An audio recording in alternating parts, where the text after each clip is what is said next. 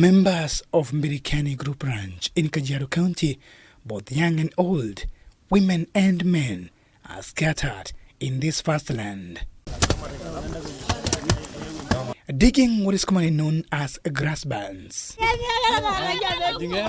Noleyo Sanigo, a widow, is among the many women involved in land restoration program.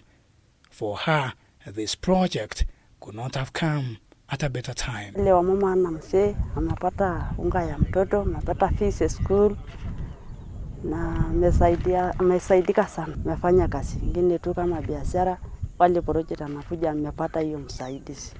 Ile kabla project sijakuja haina kitu unafanya.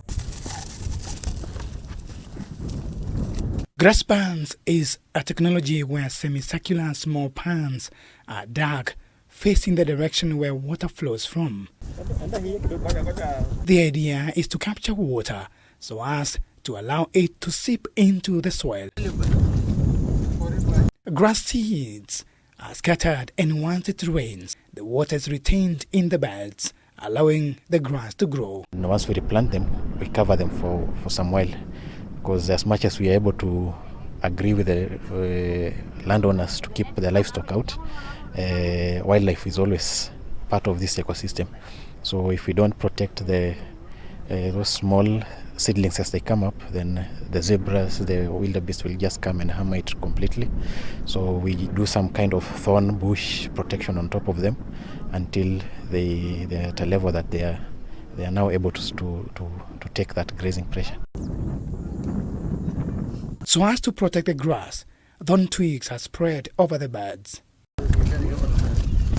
The Mbirikani Group Ranch members are restoring this degraded land using this technology. We are actually trying to see how the range itself looks like. So majority of the areas that the community is setting aside is actually the most degraded areas. So you find that there are areas that have gullies, there are areas that have completely bare land, and the original vegetation is lost. Benson Miller, who has lived here all his life, says that the land was full of trees and grass years back, but due to human activities and overgrazing, the land got degraded. Sasa hivi ukiangalia kumenyesha, ukichimba labda inchi 1.5 unakuta imekauka. Kisa ni kwamba maji yote yameenda. So hiyo ndio sababu sisi kuitambua shughuli hii ya restoration. I joined them in digging and planting grass to have a feel of what it takes to restore degraded rangelands. Katika hii jamii yetu ya Wamasai, tunatumia kuni, hatuna pengine gas ama hatuna vitu vingine, lakini tunatumia kuni sana. Kwa hivyo hii area imemalizwa na panga, watu wametoa kuni, wengine walikuwa wanachoma makaa. Sasa hii hali kalete kiangazi kaingia kwa sababu hakuna miti ya kuvuta mvua, na mmonyoko wa udongo kwa kuwa unabebwa. Wakati kulikuwa na miti ilikuwa inazuia mmonyoko wa udongo. With rain and the clouds getting dark from the horizon, the community is happy that the effort will bear fruit. From this side of the ranch, we moved several kilometers to the other side, where planting has been done and the grass is growing. From this end, Africa's tallest mountain, Mount Kilimanjaro, can be seen from the west side. On the eastern side, Jewel Hills are visible, complemented by dark clouds and rain. Thousands of grass beds dot this beautiful landscape, a clear indication that work has been done. The women here says that they have benefited from this project not only for their livestock but also their pockets, thanks to Big Life Foundation for the support. Mradi inaendelea mwaka 2. Naona ni mzuri sana.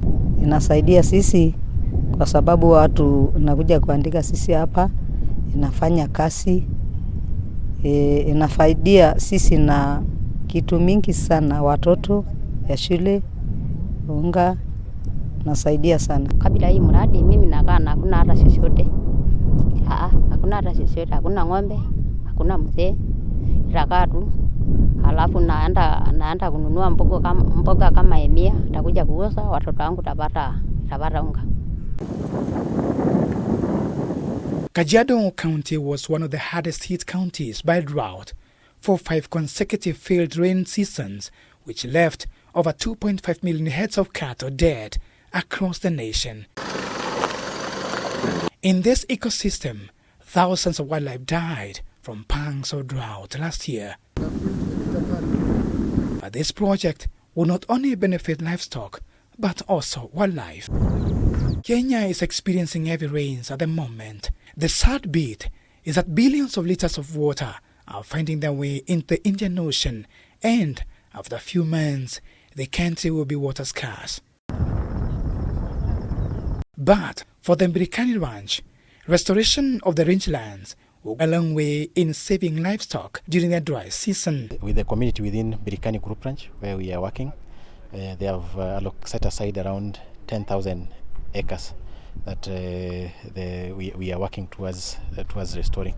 So far we've done around 1,001 acres, and going on. There are areas that have gullies, there are areas that have completely bare land, and the original vegetation is lost. Such projects, if effected in other parts of the country, could go a long way in breathing life back to the land that has been lost to degradation. Dan Kaburu, K24, Mbirikani in Kajiado County.